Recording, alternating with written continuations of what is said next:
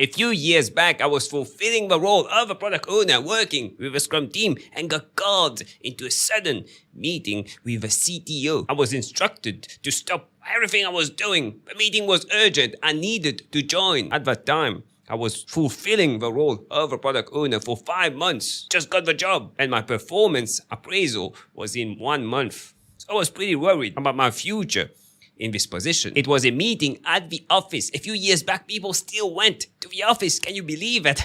I was sitting in the meeting room and the CTO came in. Big smile on his face. I was at ease. And the CTO told me that there was this new project, a budget for a new project, an exciting project had been approved. And I was the one going to get the opportunity to work on this project. Exciting. New project. Where's the catch? Turns out there was a catch. At the time, I was a product owner working in a Scrum team. We were developing an application, adding features to an application, delivering value every single month. And this new project, this exciting new project, was basically a new feature in that application. It gave me the details of what we needed to develop and mentioned that we need to release this feature prior to our competitors. We need to be first on the market with this feature. A pretty urgent feature, very exciting. And we had 2 months to do that. 2 months. At first glance, that was very short. Turns out that the CEO saw this feature as a priority, which is all good. This feature is a priority. And the CTO was requested to give a delivery date, a timeline for this feature. Didn't check with us, just told 2 months. Everyone agreed in the meeting, and now we needed to do that in 2 months. So the first thing I did, went back to the Scrum team and asked the developers, what do you think about that? High level, how much time do you think this would take with our current capacity and assuming that it's the #1 priority? They told me at least 8 months. 8 months?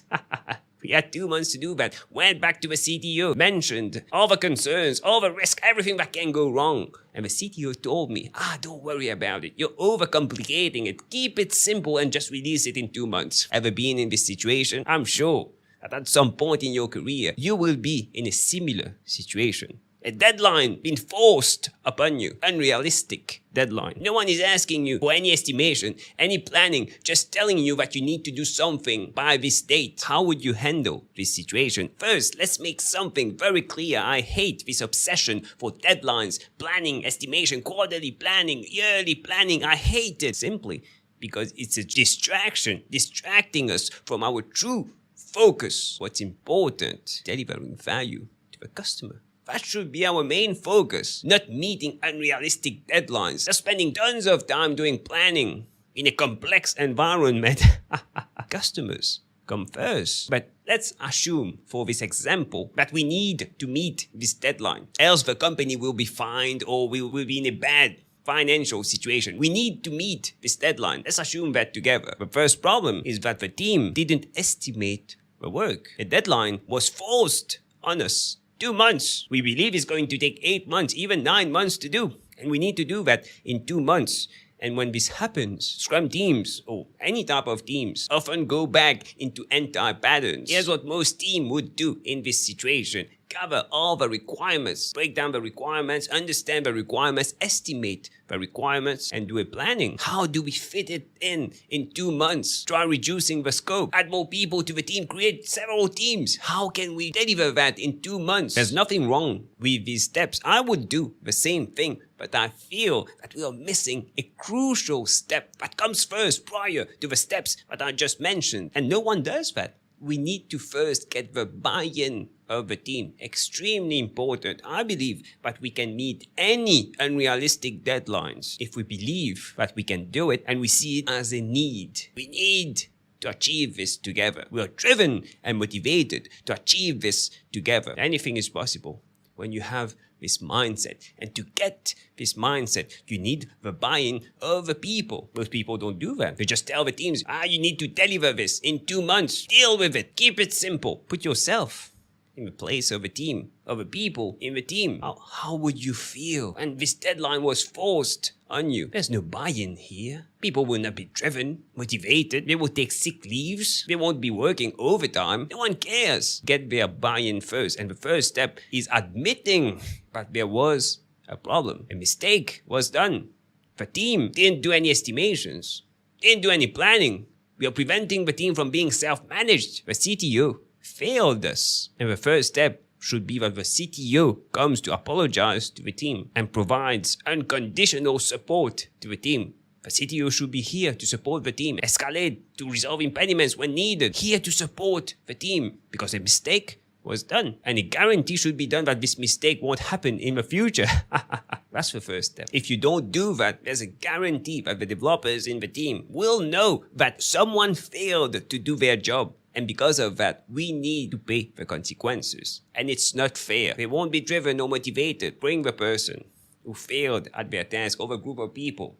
There's nothing wrong with that. It's a learning opportunity for this person. And we are on the same boat, working in the same company. So let's fix this issue together. But we need support from this CTO. The second thing that you need to do once you get their buy-in, extremely important, you don't proceed without their buy-in. Everyone needs to be behind this goal. We need to believe that we'll achieve this together. Everyone in the team. The second thing is clarifying all the unknowns. The unknowns. That's the problem in a complex environment. We often don't do that. We do the planning, we do estimation. Everything is good. We start cutting the scope and we set a date and we don't release on time.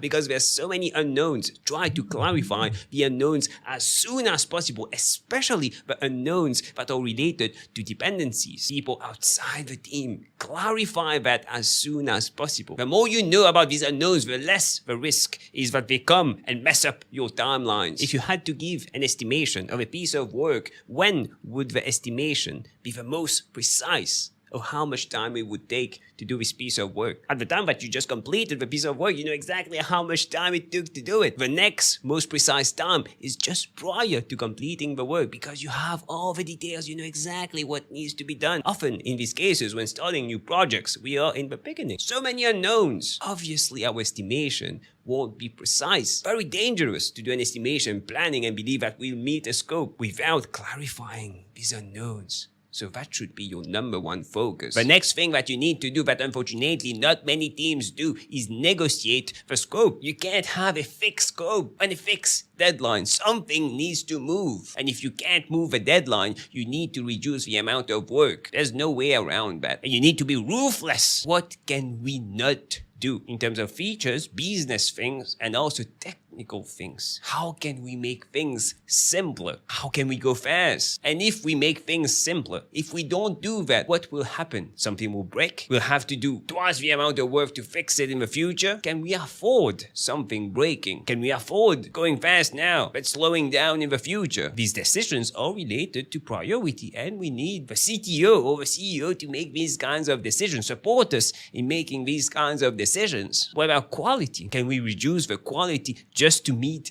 this unrealistic deadline? Managers often believe that we need to do all these things. The quality should be perfect. No simple features. No, everything should be perfect. Following our best practices. The scope also unchanged, and we need to meet this deadline. Oh, come on, it's not possible. Something needs to be reduced. And if we can't touch the deadline, we're touching the amount of work to be done and the quality of this work. As long as we are okay that something is not valuable quality for the customer just to meet this deadline, remember, so that we are not fined or in a bad financial situation. Forget about the customer in these kinds of situations. We can always come and fix that later. This is how you handle deadlines being forced on a Scrum team. And remember, the most important step here is getting the buy-in of the team. People will do the work. The Scrum team members will do the work. They need to be driven, motivated. There will be overtime needed. People will need to push hard and they need to be driven to do that. Get the CTO involved. Get the CEO involved. Everyone should be here supporting this team and agreeing that they are doing something exceptional. Which brings me to my next point. If you want more tips, insights on Agile, Scrum, personal growth, click on the video that stands out the most on the screen right now. And I'll see you in a few seconds.